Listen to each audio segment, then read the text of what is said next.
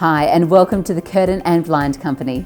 In this short video, you'll learn how to correctly measure for cellular blinds. Our cellular blinds are available in both blockout and light filtering materials, so you can take full control of the natural light in your room. To measure for recess fitting cellular blinds, simply measure the width of the inside of your window frame. Measure across the top, middle and bottom in millimeters and record the smallest measurement. This will ensure the blind will sit comfortably inside the window frame.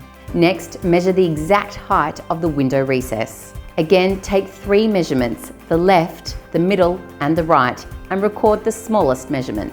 To measure for face-fitting blinds, first measure the outside width of the window frame. Again, take 3 measurements, the top, middle and bottom, and this time record the largest measurement.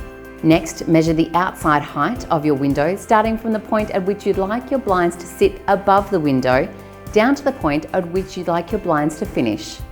Again, take 3 measurements, the left, the middle and the right, and record the largest measurement. And that's it. Head to the Curtain and Blind Company, select your blinds and customize your measurements for an instant price. Then place your order. You'll be enjoying new, beautiful blinds in no time. It really is that easy at the Curtain and Blind Company.